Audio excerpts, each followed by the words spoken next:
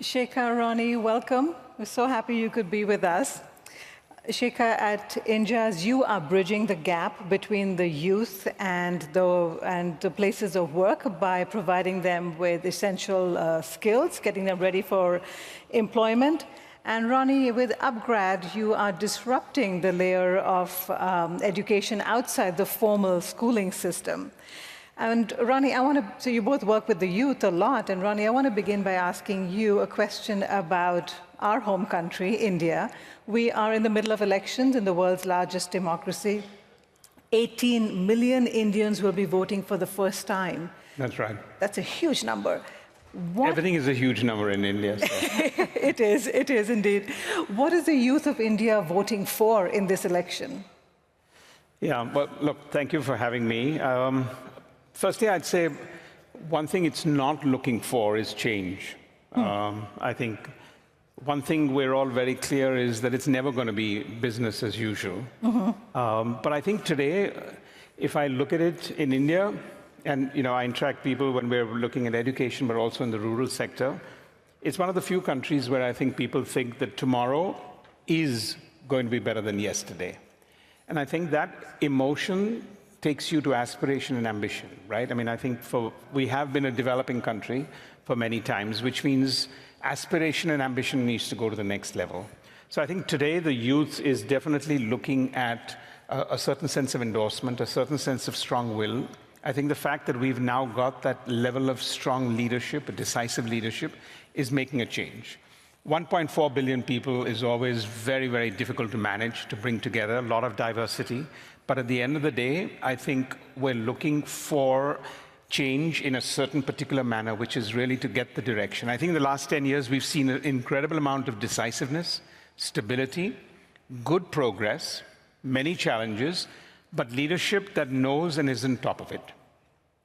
That's interesting that you said that they're not voting for change, because I would imagine that the youth of India would be voting and demanding more jobs, because that is a huge issue, not just in India, but also in the Middle East. And I'm going to come back to you with a question on jobs. But Sheikh, I want to speak to you. And the Middle East has a huge youthful population, but a third of this population is unemployed.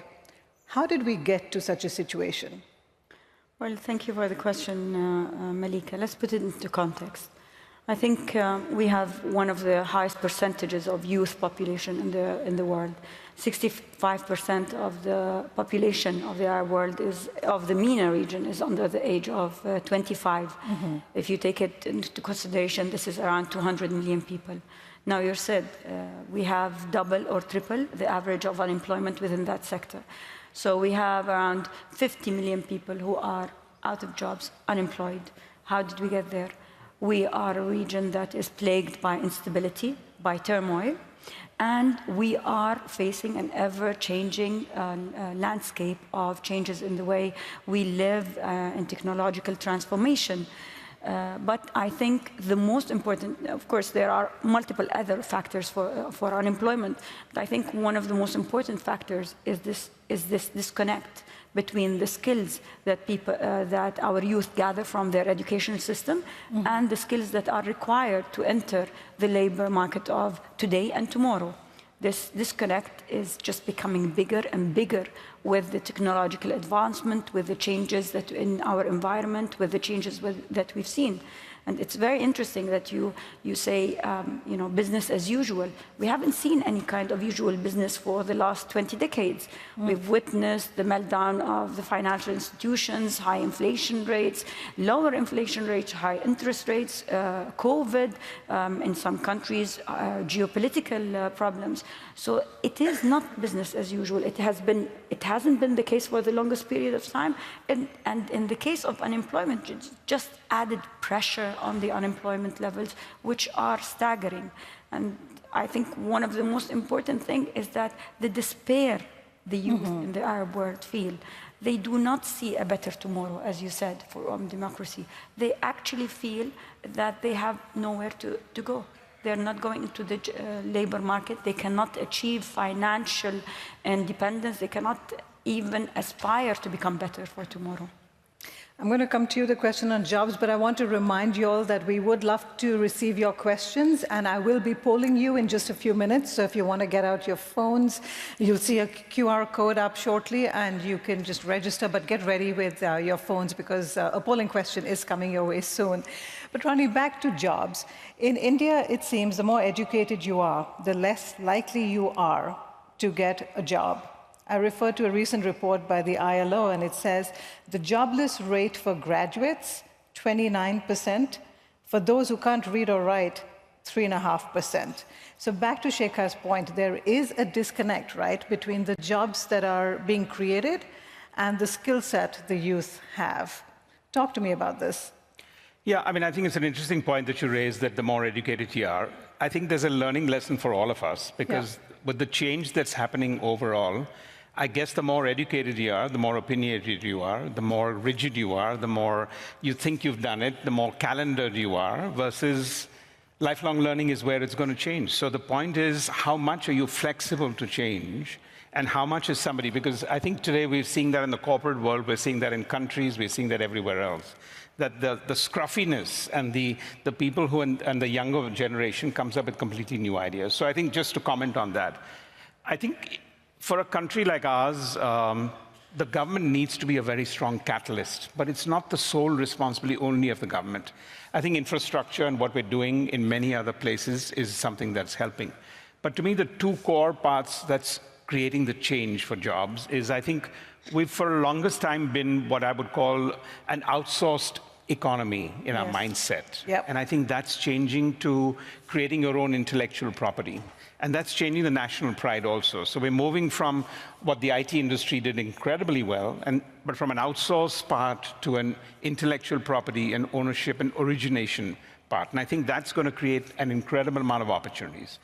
And I think the second one is, whether we like it or not, the robust startup economy in the country. And I know we keep talking about job seekers versus job creators. Yeah. And I think it's not about the unicorns that are happening in the country, because I think that gets over-magnified. But actually, the small and medium-scale industry in a country like India is the heartthrob of creating those employment opportunities. Because the more we have small-scale and medium-scale entrepreneurs, rather than just the 100 unicorns, they are the ones that are actually creating the ecosystem.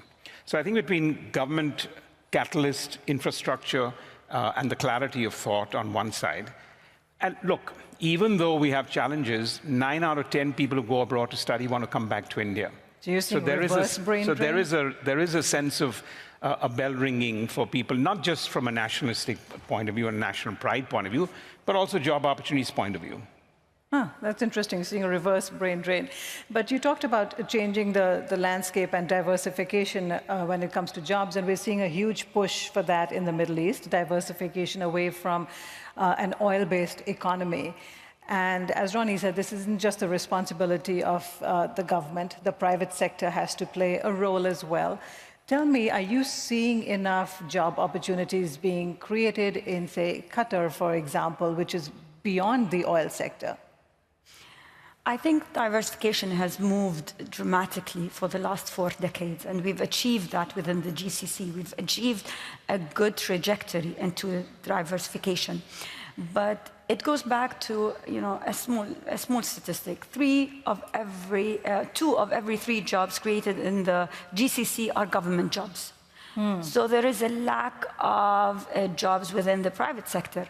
But our economies are dominated by the public sector, where in the OECD, we see 70% of the growth coming from SMEs. The growth in our region comes from this massive public sector that is moving growth forward. So saying that, there has been an immense push towards entrepreneurship, SMEs, creating the ecosystem that provides the small and medium businesses with the perfect way to flourish, to become bigger, and they are becoming job creators. And we see it's astonishing. They're going into every value-added sector in the economy, let it be from ICT to tourism, to healthcare, to everything. So we've seen that happening. But this comes on the shoulder of 4 decades of reforming our education systems, understanding we need to diversify away from carbon, and promoting a much smoother policies for SMEs. This can't be said for the rest of the Arab world. We, as INJAZ, we work on 13 Arab countries, so we see a big variety of systems in play. There are still countries where the public sector is still growing, and we do have countries that 65% of the unemployment comes from higher education seekers. So there is a mismatch between the policies that are happening and what we're trying to achieve, which is lower unemployment and more employment for the youth. Now I want to add there, if I can, because I think we kind of focus on job creation as the entry point. But today, I think the world has changed. I think we need to figure out that when companies were looking at, the language was always the top 90% and the bottom 10% is being evaluated. Yes. I think the need today for everyone to be in the top 50 percentile. So it's true, government is a strong enabler for jobs. Government is about the last place now you get job security in some form or the other. But the other 75% of any economy, the job security is not taken for granted. So your job creation is not just about it, but it's about the retention. Because most organizations are looking now for the top 50% of performance. Because the balance 50%, consumers have changed it, technology has changed it, and many things else have changed it. So we need to keep the entry point a little realistic to the point of the end return also. No, absolutely. And this is a good time for me to bring up the poll, so let's get it up on the screen. And the reason we decided to include this poll is we're all leaders in this room over here. You're either employing the youth, or you're training the youth, you're educating the youth, or you're parenting them. What's your greatest responsibility towards the next generation? Is it for us to mitigate climate change, create jobs, educate or train them, or simply to provide political stability? So please punch in your answers, and while you do that, Ronnie, let me come to you. Which one would you pick? 1, 2, 3, or 4? See, I mean, I wouldn't pick any of the 4. I think for me, empowering, because firstly, we need to understand. I don't think we're understanding the next generation. So I think if you don't understand it, it's like in your job, if you don't accept you have a problem, you're not going to solve anything. So I think understanding is one, and empowering to me would be 2 important elements of that. Because once you do that, they can actually create a path that you don't think you need to lay it out for them. Why do you think you don't understand them? Why do we think we don't understand them? Why do you think you don't understand? Do we really understand them? I mean, they'll probably say that you don't, it's our but own do you interpretation believe? of how that works. But if you really, really understand that, and that generation used to change once in 20 years, then it became every decade. Now it's every 5 years. Oh, it's very quick, yes. Yeah, yes. It is. Sheikha, which one would you pick? Well, I will add my voice to Ronnie. I think in my case, I've dedicated 20 years of my life in empowering youth and making sure that there is job creation for the youth and making sure that we can listen to them. I don't know if we can understand them or not, but being a mother, maybe I was closer to the youth and I saw how attitude has changed. And working in schools, attitudes, perceptions, inspirations have changed. And I think this is where I would go with education and creating jobs as my main responsibility.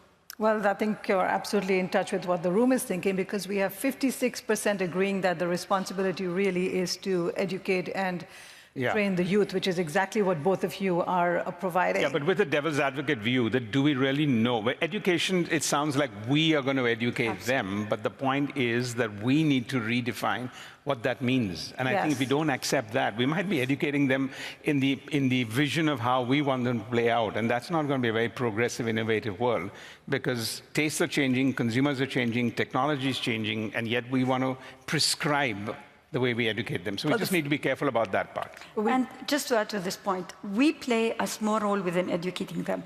We need this private-public partnership with education society, with education communities, first of all, to open the dialogue on how this education is going to happen, because we know that the education of today is not going to be what we need for our labor for tomorrow. So we need to open, first of all, a dialogue, and then have our voices heard, and then do what we've promised them. So as private sector, we need to have a say, and we have responsibility towards the education systems how to partner with them, how to provide them with the upskilling, reskilling, retooling of our youth. Going back to this point of, do we really understand the youth, and do they believe that they can trust the two generations? There seems to be a breakdown in trust. And we are seeing this play out. I mean, young people are agitating and protesting about climate change, about social justice. We've seen the scenes play out on campuses in the US, for example, and this does speak to a breakdown in trust. How do we begin to address that issue? How do we get the youth to believe in and rebuild trust in institutions? Yeah, no, I think that's a fair question. And I think that, again, to me, is building on the fact of you understanding what that is and not making it templated. So I think trust is a two-way street. And I think today, if you ask me, when we went through the education question, my 8 years of being in the education system has really taught me one thing, that peer-to-peer learning today is getting more active and more responsive to people than the way in which we think we've been educating, which is, it's not outdated that a professor lectures, but today people are looking for peer-to-peer.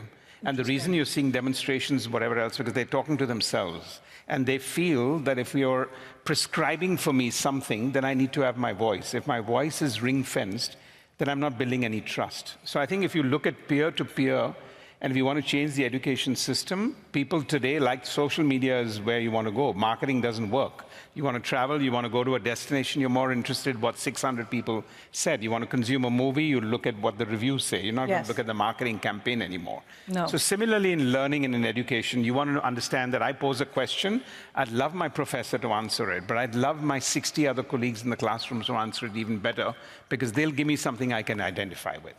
Similarly, when you're looking at demonstrations, I think it's about that, it's not about mistrust, it's just a very different communication level, where you're ring-fencing me.